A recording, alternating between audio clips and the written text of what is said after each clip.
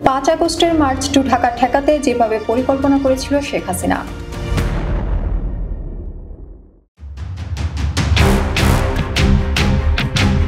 2024 সালের 5 আগস্ট বৈষম্য বিরোধী ছাত্র আন্দোলনের ডাকা মার্চ টু ঢাকা কর্মসূচি ঠেকাতে তৎকালীন প্রধানমন্ত্রী শেখ হাসিনার নেতৃত্বে আগের দিন 2 দফায় উচ্চ পর্যায়ের বৈঠক হয়। বৈঠকে এই কর্মসূচি মোকাবেলার পরিকল্পনা হয়। পুলিশের এক কর্মকর্তা বলেছেন, সেদিন 5 আগস্ট সকাল থেকেই সেনাবাহিনী জানত শেখ হাসিনার পতন হয়ে গেছে, কিন্তু পুলিশ জানত না। তাই পুলিশ তখনও সরকারকে রক্ষা করতে সর্বাত্মকভাবে মাঠে ছিল।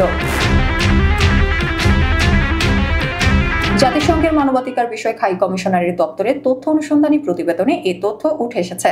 গতকাল বুধবার প্রতিবেদনটি প্রকাশিত হয়। প্রতিবেদনে 5 আগস্ট মার্চ টু ঢাকা কর্মসূচি দমনে বিচার বহির্ভূত হত্যাকাণ্ডের বিবরণ দেওয়া হয়েছে।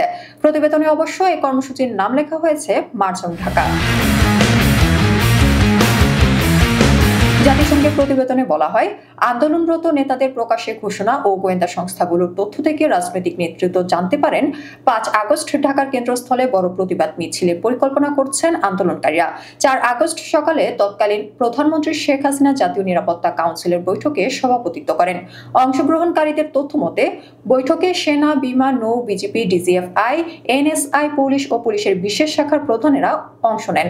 বৈঠকে হাসিনা সরকারের স্বরাষ্ট্রমন্ত্রী, শিক্ষামন্ত্রী ও পররাষ্ট্রমন্ত্রীও ছিলেন। তারা মার্চ অন ঢাকা প্রতিরোধের জন্য আবার কারফিউ জারি ও তা বলবৎ করার বিষয় নিয়ে আলোচনা করেন। বৈঠকের পর স্বরাষ্ট্র মন্ত্রণালয় ঘোষণা দেয়, কোনো বিরতি ছাড়াই অনির্দিষ্টকালের জন্য কঠোর কারফিউ চলবে। আন্দোলনকারীদের সন্ত্রাসী হিসেবে আখ্যায়িত করে প্রধানমন্ত্রী একটি বিবৃতি দেন। তিনি দেশবাসীকে এই সন্ত্রাসীদের শক্ত হাতে দমন করার আহ্বান জানান। 4 আগস্ট সন্ধ্যার পর প্রধানমন্ত্রীর বাসভবনে আরেকটি বৈঠক হয়। বৈঠকে প্রধানমন্ত্রী নিজে অংশ নেন। অন্য অংশগ্রহণকারীদের মধ্যে ছিলেন স্বরাষ্ট্রমন্ত্রী, সেনাবাহিনী, পুলিশ, র্যাব, বিজিবি, র্যাব ও আনসার প্রধান, সশস্ত্র বাহিনী বিভাগের প্রিন্সিপাল স্টাফ অফিসার ও সেনাবাহিনীর কোয়ার্টার মাস্টার জেনারেল। জ্যেষ্ঠ কর্মকর্তাদের তথ্য মতে বৈঠকে সেনাপ্রধান ও অন্যান্য নিরাপত্তা কর্মকর্তারা ঢাকা রক্ষার বিষয়ে আবারও প্রধানমন্ত্রীকে আশ্বস্ত করেছিলেন। বৈঠকগুলোতে অংশ নেওয়া ঊর্ধ্বতন কর্মকর্তাদের তথ্য মতে বৈঠকে একটি পরিকল্পনার বিষয়ে ঐকমত্য হয়েছিল যে প্রয়োজনে শক্তি প্রয়োগ করে বিক্ষোভকারীদের ঢাকার কেন্দ্রস্থলে প্রবেশে বাধা দিতে পুলিশের পাশাপাশি সেনাবাহিনী ও বিজিবি মোতায়েন করা হবে।